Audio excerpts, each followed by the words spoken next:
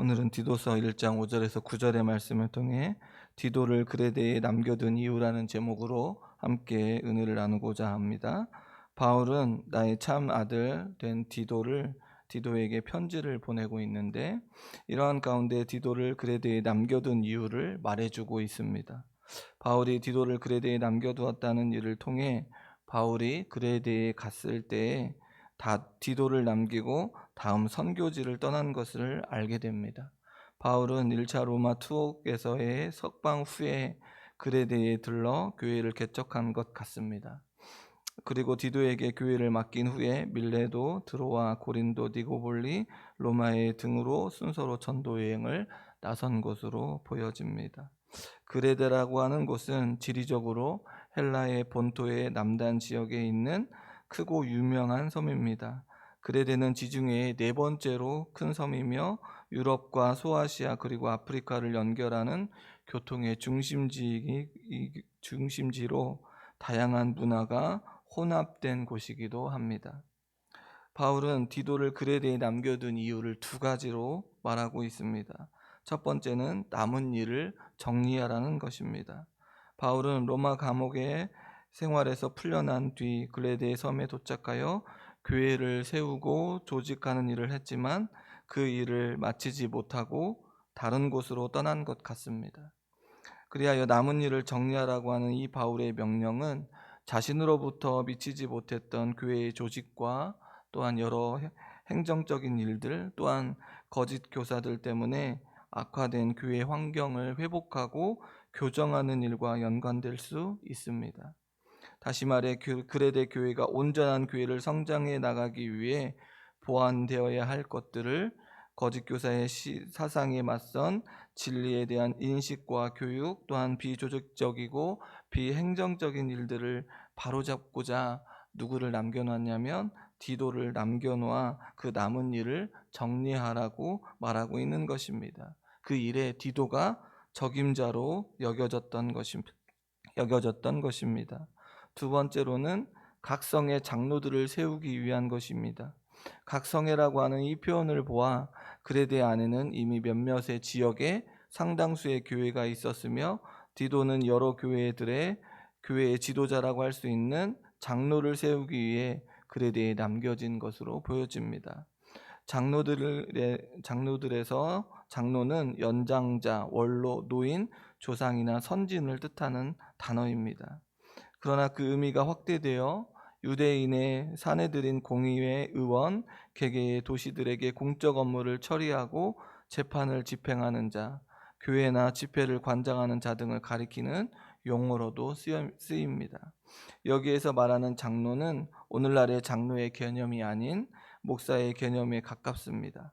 장로가 구약시대의 한 성읍의 지도자를 지칭하는 말로 유대적인 배경에 나온 단어라면, 감독은 헬라 도시의 행정 책임자를 지칭하는 말로 헬라적인 배경에서 나온 단어라고 할 수 있습니다.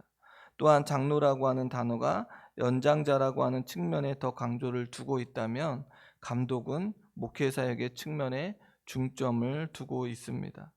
바울은 장로가 될 사람의 세 가지의 긍정적인 자격들에 대해 말을 먼저 해주고 있는데, 디도서 1장 오늘 본문 6절에 보면 책망할 것이 없고 한 아내의 남편이며 방탕하다는 비난을 받거나 불순종하는 일이 없는 믿는 자녀를 둔 자라야 할지라라고 말하고 있습니다. 첫 번째 자격이 먼저 무엇입니까? 책망할 것이 없어야 한다는 것입니다.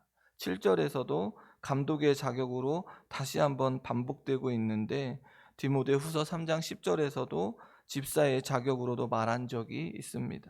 개인적으로 결백하고 흠잡을 데 없는 성품을 지녀야 할 뿐만 아니라 공적인 부분에 있어서도 비난받을 만하거나 나무랄 데가 없어야 한다는 것입니다. 두 번째와 세 번째는 가정과 개인과 연관되어 있습니다.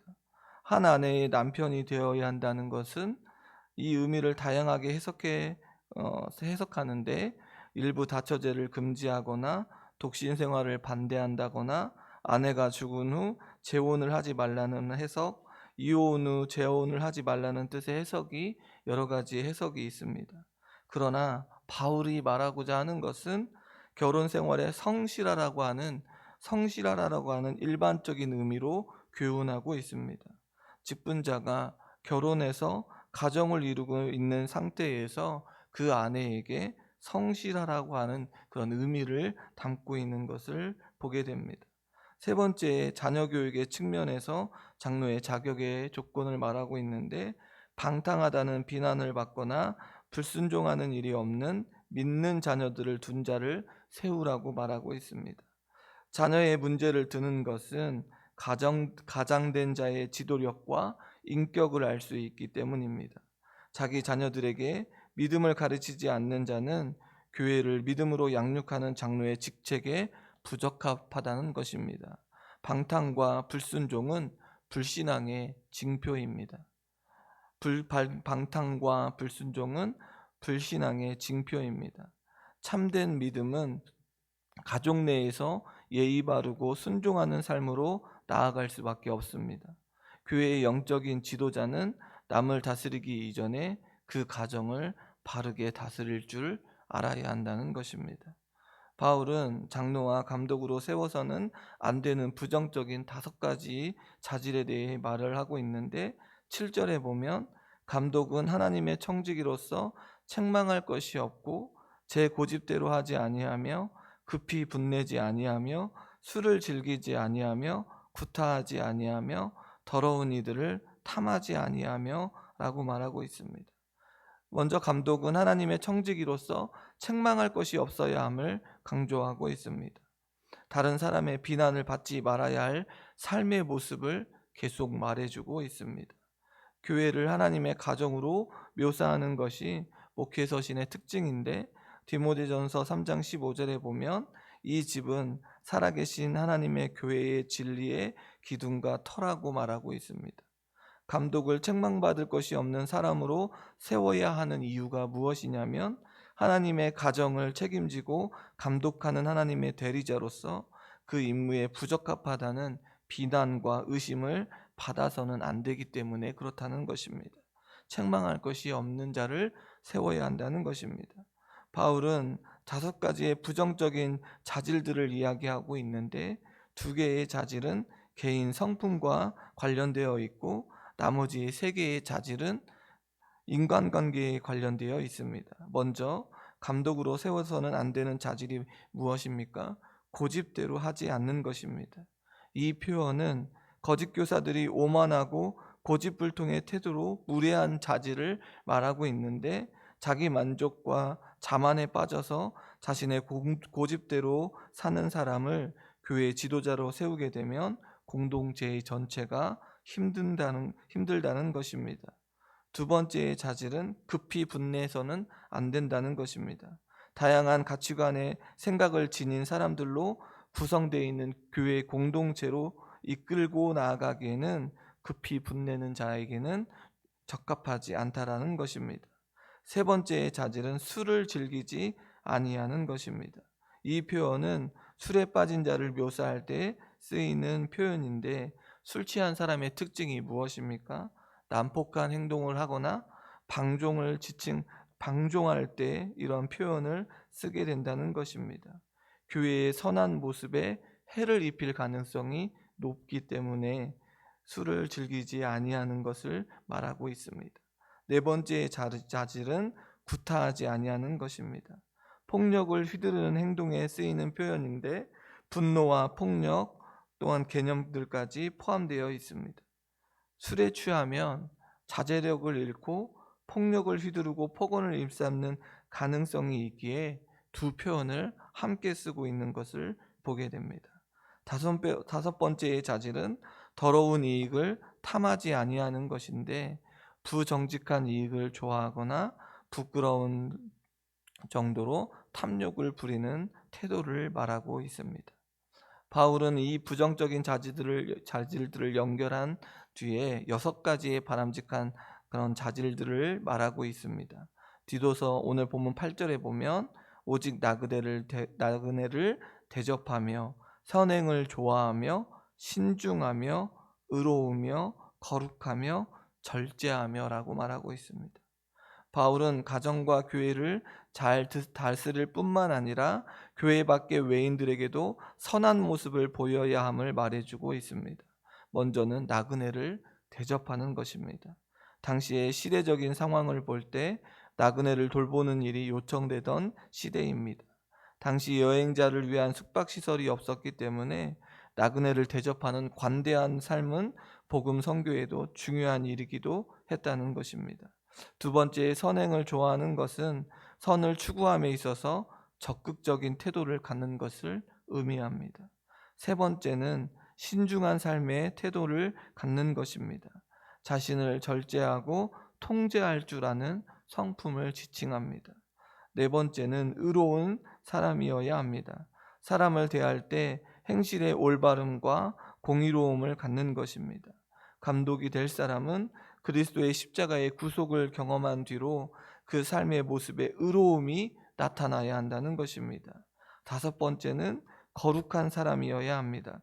하나님께 속한 거룩한 백성답게 세속에 물들지 않고 깨끗하고 거룩하며 경건한 삶으로 나아가기를 원하는 자들, 경건한 삶을 살아가기 위해 몸부림을 치는 자들을 찾아야 한다는 것입니다.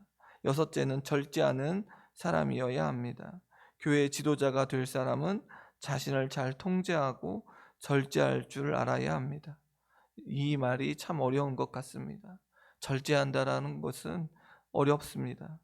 왜냐하면 모든 죄악은 자신 안에서 꿈틀거리는 탐욕과 이기심을 절제하지 못하고 분출되어 나타나기 때문에 그렇습니다.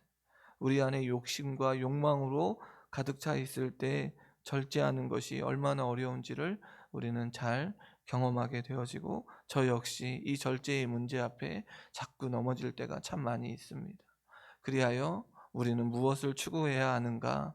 성령의 충만함과 성령에 의지하여 지혜를 달라고, 절제할 수 있는 힘을 달라고 기도해야 한다는 것입니다. 우리는 이 일을 감당할 수 있습니다. 바울은 마지막으로 한 가지의 특징을 덕목을 덧붙이는데, 오늘 9절의 말씀에 보면 밑분 말씀의 가르침을 그대로 지켜야 하리니 이는 능히 바른 교훈으로 권면하고 거슬려 말하는 자들을 책망하게 하려 함이라라고 기록하고 있습니다. 감독으로 세울 사람은 무엇보다도 밑분 말씀의 가르침을 그대로 지킬 줄 아는 자여야 합니다. 왜냐하면 이러한 자가 바른 교훈으로 권면하고 거슬러 말하는 자들을 책망할 수 있기 때문에 그렇습니다. 교회 내에서 가르치는 일을 감당했던 것입니다. 그런데 교회들을 어지럽게 하는 이단들의 거짓 교훈을 반박하기 위해 장로가 신실한 말씀을 붙들고 지키는 것은 매우 중요한 것입니다. 교회 지도자가 될 사람은 무엇이 바른 교훈인지에 대한 바른 지식을 갖추어야 하고, 이단들의 거짓 교훈의 실체를 드러내고 그것을 논박할 만큼 지성적 능력을 갖춘 사람이어야 합니다. 바울의 권면은 이단들과 논쟁을 벌이라는 것이 아니라 무엇입니까? 진리의 말씀을 올바로 가르칠 줄 아는 능력을 갖추라는 것입니다. 예수 그리스도의 십자가의 능력과 그 하나님의 구원의 역사와 그 하나님의 사랑 가운데 이단들과의 모든 것들과 사랑하는 자들을 세워주는데 힘써야 한다라는 것입니다. 바울은 디도가 글에 대해서 해야 할 일에 대해서 남은 일을 잘 정리하고 장로와 감독을 세우는 일이 무엇보다 시급함을 말해주고 있습니다. 왜냐하면 교회가 올바르게 세워지지 않았기 때문입니다. 그리하여 거짓 교사들의 위협이 존재했습니다. 이러한 교회 안에 지도자를 세우는 덕목을 바라보게 됩니다. 이 덕목 안에는 학력이나 재산과 외적인 조건을 말하고 있지 않습니다. 오직 말씀과 진리가 유일한 기준이 되어 그 안에 누구를 따르는 모습입니까? 예수 그리스도를 따르는 성품이 드러나 있다는 것입니다. 이러한 이유는 말씀과 진리에 옳게 선 자들만이 교회와 성도들을 바르게 지키고 세워나갈 수 있기 때문에 그렇습니다. 교회 지도자들을 위해서 기도해 주어야 하는 이유가 바로 여기에 있다라는 것입니다. 진리의 말씀을 붙들고 사랑하는 성도들을 세워나가는 최전선에 서 있는 자들이기에 우리가 지도자들을 위해서 기도해 줘야 하는 것이 무엇입니까? 진리의 말씀을 옳게 분별하여 생명의 말씀을 온전히 증거하고 전파할 수 있도록 우리가 기도해 주어야 한다는 것입니다. 예수 그리스도의 십자가의 사랑을 아는 자들만이 그 사랑을 실천하며 그 진리를 붙들고 나아가는 것 아니겠습니까? 교회의 지도자들을 세울 때 최우선의 기준은 무엇입니까? 하나님을 사랑하고 내 이웃을 내 몸과 같이 사랑하는 자들로 진리의 말씀으로 성도들을 돌보는 자들인지를 생각해 봐야 한다는 것입니다. 올바른 진리에 서 있는 자들이 교회의 지도자로 세움으로써 성도를 양육하고 세상의 공의를 선포하며 나아가는 거룩한 교회가 되어지기를 우리가 지도자를 세우는 데 있어서 또한 교회를 이끌어가는 지도자를 위해서 기도해 주어야 할 때 교회가 든든히 세워지고 교회가 이 땅 가운데 정말로 희망이라는 것을 드러낼 수 있다는 사실입니다. 오늘 이 시간 올라온 주의 백성들, 주의 자녀들, 우리가 해야 될 일이 무엇입니까? 사랑하는 지도자들을 위해서 기도해 주어야 합니다. 그러할 때 교회를 이끌어가는 수많은 자들이 교회가 희망이라는 것을 세상 가운데 드러낼 수 있게 되어집니다. 무엇을 붙들고요? 진리의 말씀을 붙들고 그것을 감당할 수 있게 되어진다는 것입니다. 그러기에 오늘 우리가 이 시간 모든 교회들이 지도자들이 진리의 말씀을 옳게 분별할 수 있도록 함께 기도하는 그런 귀하고 복된 시간이 되어지기를 주님의 이름으로 축원합니다. 기도하겠습니다.